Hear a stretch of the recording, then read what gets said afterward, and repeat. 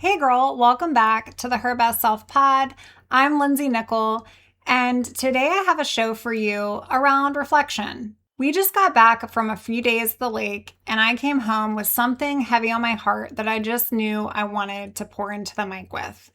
Because I did something on this trip that I was really bad at most of my life. I paused, I sat in silence, and in that stillness, sis, a truth surfaced that I need you to hear today. So get cozy and let's get together for a few minutes. We're just going to have a chat over coffee. No outline here, no checklist, just a little reflection that I hope meets you right where you're at today. Here we go. Hey girl, welcome to the Her Best Self podcast. I'm Lindsay Nickel, former competitive figure skater and perfectionist, turned God-led imperfect boy mom and digital CEO. If you find yourself constantly thinking about food and wondering if you'll wake up one day free from the obsessive thoughts and behaviors controlling your life, then I've created this podcast for you. Because I know exactly what it's like to be a downright hot mess, trapped in the destructive cycle of disordered eating. I finally found freedom, and you can too, girlfriend. So if you're ready to heal your relationship with food and body and break the chains of control and show up in your best health, then grab your favorite Tarjay journal and let's get to it. So you can start living your best life as your best self. Here's something true about me.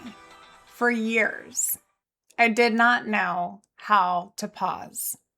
I didn't know how to pause. Before recovery, when I think back, and I did a lot of reflecting while we were gone at the lake. We went to Smith Mountain Lake. If you are not familiar, it is a beautiful lake in Virginia. And there was just a lot of time. It rained a little bit. It probably wasn't the best weather, but it was so relaxing. And so as I was sitting out there thinking about, gosh, I just want to use this as some creative brain time to bring to the show when I started recording episodes again for you coming back this week, I thought about things that once in recovery were so hard for me, and even before recovery, and then now going on this trip, because I like to tell my clients all the time, we're going to build from the last time, right? So if vacation is hard for you, like let's think about the last vacation. How can we build from that vacation? And so it got me thinking about practicing the pause, because in my life, I have had not many moments where I know how to pause, if I'm being truly honest. Before recovery, I was going and going and going and really always on a mission, always chasing the next destination, the next goal, the next thing to control, the calories, the obsessions, the achievements.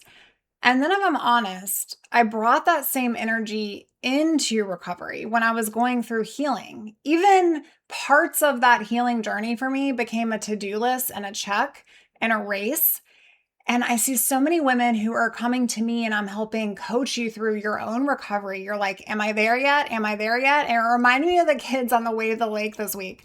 Are we there yet? Are we there yet? Am I better yet? Where, some questions I was asking way back then.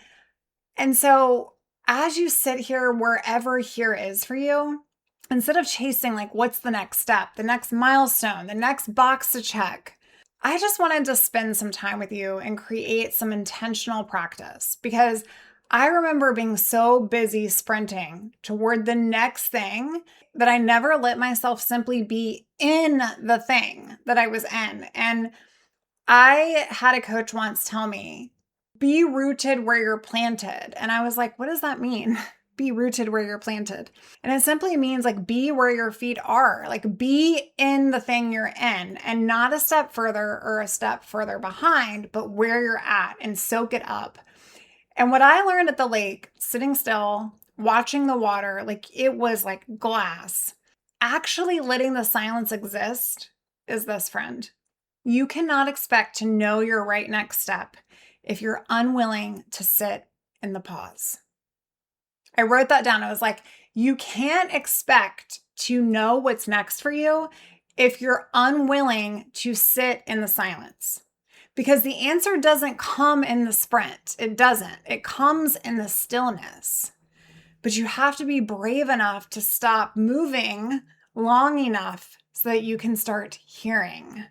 Oh my gosh, if that is not for you today, friend, And also for me, because I am right back in to the work mom life. And here we are sprinting again. But seriously, while I was sitting there, a line came to me that I just haven't been able to put down. And when I get soaked and saturated into like what content I want to bring to you, I also look at things in my life that I've used and leveraged in my own recovery and things that I'm working with clients on. And I go, I want to stick to this principle. There was this quote, and I don't know who said it, but it came to mind as I was sitting here prepping for this content and just thinking about this whole concept that I wanted to bring to you. The quote is this: "You must forgive yourself for not knowing earlier what only time could teach." I want you to sit with that for a second. Forgive yourself for not knowing earlier what only time could teach. Because sis, I think you're carrying so much shame for not figuring all of this out by now or sooner. Why did I let it get this far? Why didn't I get help years ago and really get help? And why am I still back here after I thought I got help? Or why couldn't I just see it? Look at how much time I've wasted. I know that voice because I lived under her spell as well. But here's the truth that the lake gave me. Some things, friend, can only be understood after. After you grow, after you go through it, after time quietly teaches you over and over again what you simply could not have known before that time. You couldn't have grasped the full grip of this eating disorder any earlier than you did because you hadn't yet lived the years that would teach it to you. And that is for someone today. You aren't behind. And you aren't failing, and you weren't behind, and you weren't failing then. You were simply becoming the person you needed to be to receive this message. And you cannot shame yourself for not knowing a lesson that only time was ever going to be able to teach you. I cannot stress that enough. And I know that this can sound kind of woo when we talk about stillness, but I'm a woman of faith, and if you've listened to the show, then you know that about me by now. I believe stillness is where God finally gets a word in edgewise because we wouldn't allow our brains to go there otherwise. But I also want you to know this isn't just a pretty idea. The science is genuinely on our side here, and I think it'll encourage you. When you are in constant motion, when you're going and calculating and controlling and step counting, your nervous system is basically living in that fight or flight mode. And a body that is stuck in that level of stress, it doesn't heal well. It doesn't digest well. It doesn't think clearly. The part of your brain that figures out your next right step, it actually dims when you're chronically stressed. And it even dims more when you're malnourished and not eating enough. And so, of course, the answer won't come while you're sprinting. The part of you that holds it is turned so low down in volume that the only way you're going to get the next right answer of where you're headed in life or what direction to take, or are you ready to do this thing called recovery, or what is the next best step for you, all of that is required to get still in order to receive it. And here's the study that convinced me. I was prepping for this and I was like, you know what? I really want to drive this home for you. Because if you're like me, you want to hear a logical understanding into how this actually plays out. Researchers ran a huge experiment. There was over 2,000 people across multiple different states and countries. And here's the part that I love. These weren't monks or lifelong meditators. We're not talking about, the power of stillness and yoga populations. These are people, okay? Regular people who'd never really done any of this meditation or stillness work. The comparison group was listening to stories or another calm activity, so it was fair, okay? So basically what I'm trying to share with you is this was a rigorous test on, and what they found is even a single mindfulness exercise, okay? This is one round of mindful breathing, for an example, done one time, measurably lowered someone's stress. Not after 10 years of practice, not after a silent retreat somewhere on the other side of the world, but one pause, one time, one round of mindful breathing, one body scan, one stillness practice. And do you know what this means for you? You do not have to be good at this. You do not need to have an hour or the perfect morning yoga routine or a cushion or incense or believe in a certain thing in order to achieve this. No.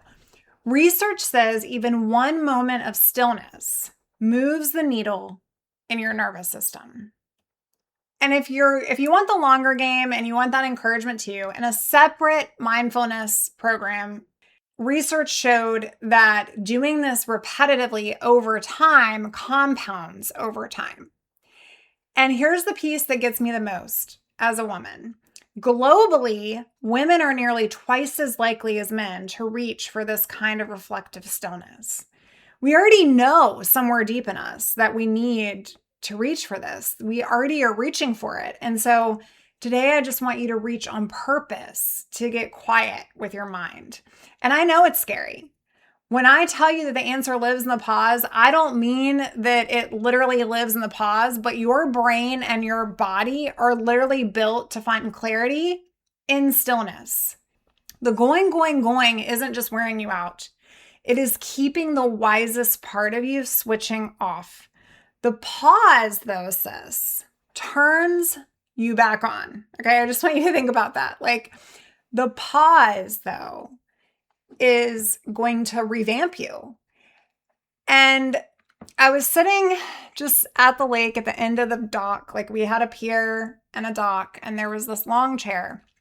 And I looked at my life on this trip, and I just realized in this moment, I was living the exact thing I never believed was possible for me. Have you ever had that happen to you? It's kind of like an out-of-body experience where you're like, the thing that I once wanted and I never thought actually would happen, I'm now living in.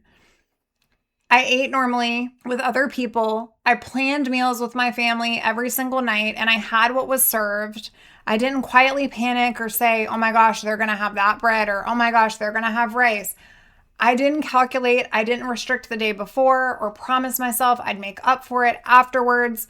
I sat at a lake in my body and felt not for 1 second any unease, not one flicker of regret about my weight, not one intrusive thought stealing me out of the moment. I was just there. I was present with my people at peace in my own skin. And sis, 10 years ago, that would have been a fantasy. I would have sworn that woman wasn't in me, that could never happen for me, that would never exist. But she was. She was in there the whole daggone time. And the thing is that I just couldn't see her there yet because I hadn't yet lived the years that it would require in order for me to get to her, that version of her. And this isn't for me to like puff up my chest or tell you that I had the best vacation ever. This is what I want you to hear. Because if that version of myself was so capable, then this version is also capable within you of yourself. So let me bring it back to you because this is the invitation. This is the part of the episode today where I'm just, as I sit here kind of thinking about what I want you to hear from this, this is the important underscore. When you're in the constant motion, the calculating, the controlling, the going, you can't hear anything. You can't even hear your body. You can't hear God. You can't hear the quiet. You can't hear that voice inside of you, that good voice that is trying to, tell you, oh, this is the next right step to take. The pause isn't lazy, sis. The silence, it isn't just wasted time where you could be doing something else to be more productive. It's where the knowing lives inside of you. And here's the thing. You're not going to know what to do next if you don't get really, really quiet and listen. You don't have to have your whole recovery figured out today. You just have to be willing to get still enough to receive the next small piece of truth. And you just have to get ready and willing and gentle enough with yourself to forgive the fact that you couldn't have received it any sooner in any other way before now. So here's what I want you to do this week. It is a soft call to action, okay? I want you to find your own version of the lake. It doesn't have to be a trip. It can be 10 minutes literally in your car before you walk inside your job, or a morning coffee with no cell phone, or a walk with no podcast, even mine, just you and the pause and the silence. And I know we get scared of that because, like, what is our brain going to tell us that we just simply aren't ready to hear? But sis, research says even one small moment counts. You don't have to be good at it. You don't have to be an expert at stillness.